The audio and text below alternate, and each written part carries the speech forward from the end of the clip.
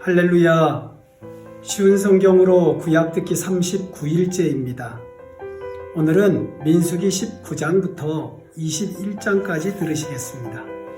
민수기 19장은 이스라엘은 하나님의 선택받은 민족이므로 하나님이 정결하심 같이 정결해야 함을 각종 정결법을 통해 가르치시고 영원히 지키라고 말씀하십니다.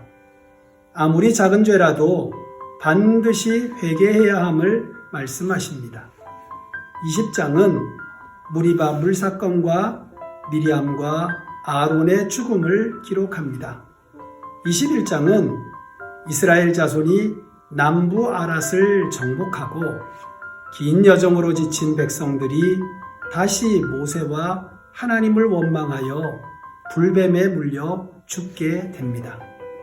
하나님은 회개하는 그들에게 놋뱀을 장대 위에 매달아 보게 하셔서 치료하십니다. 백성들은 다시 힘을 내어 비스가 산까지 진군하고 아모리 족속을 격파합니다. 오늘은 무리바 물 사건을 통해 주시는 교훈을 생각해 봅니다. 출애굽 40년 정월, 이스라엘은 가나안을 향해 가려고 38년 만에 다시 가데스 바네아에 모였습니다. 가데스는 오아시스 지역입니다. 오아시스에 물이 없어서 백성이 원망합니다. 아마도 하나님께서 백성을 시험하시는 일시적인 가뭄인 것 같습니다. 그런데 38년 전 출애굽기 17장 르비딤에서도 백성은 물이 없어서 불평했고 하나님은 반석을 쳐서 물이 나오게 하셨습니다. 38년 동안 모세를 통해 하나님의 말씀을 듣고 기적과 이적을 경험했어도 이스라엘 백성들이 변한 게 하나도 없었습니다. 애굽의 10가지 재앙을 경험하고 홍해를 건넌 1세대나 광야에서 나고 자란 2세대나 똑같습니다.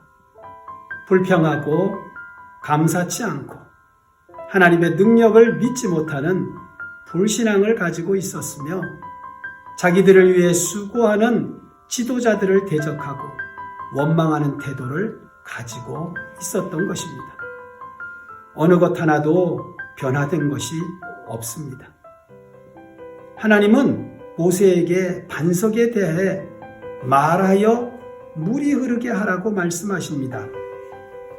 모세는 백성들을 불러 모으고 불평꾼들이여 내 말을 들으시오.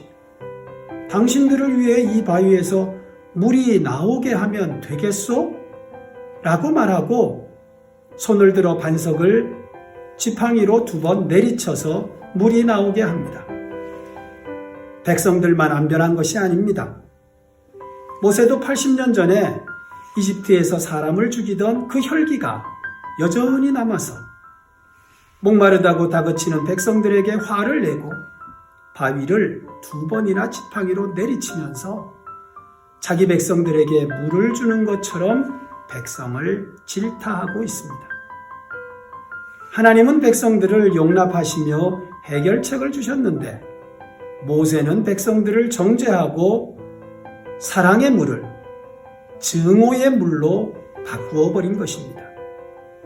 백성을 사랑하셔서 물을 주시려던 하나님은 모세가 하나님의 영광을 가로챘으므로 모세는 가나안 땅에 들어가지 못할 것이라고 말씀하십니다. 땅 위에서 가장 겸손한 사람이라고 했던 모세는 40년간 노심초사하며 완악한 이스라엘 백성을 가나안으로 인도하기 위해 산전수전을 다 겪었는데 한순간에 가나안 문 앞에서 가나안의 문이 닫히는 아픔을 겪어야 했습니다. 40년 신앙생활을 해도 사람은 변하지 않습니다. 울고 불고 회개하고 또 교만해지고 죄 짓습니다. 살아 역사하시는 하나님의 기적을 경험한다고 해도 그때뿐입니다. 그게 사람입니다. 모세도 안 되는 것 보십시오. 사랑하는 중앙가족 여러분, 하나님이 그토록 사랑하시는 종 모세였지만 그의 실수에 대해 심판하십니다. 모세의 순간적인 중대한 실수는 아무리 위대한 종도 약점을 가지고 있으며 자아가 살아서는 안 된다는 것입니다. 사람의 힘으로는 안 됩니다. 오직 성령 하나님만이 사람의 마음을 바꾸십니다. 성령님께서 주장하지 않으시면 겸손한 사람도 혈기를 부리고 실수합니다. 매 순간순간 하나님을 의지하며 성령님의 인도에 순종하셔서 가나안을 차지하는 승리자 되시기를 축복합니다.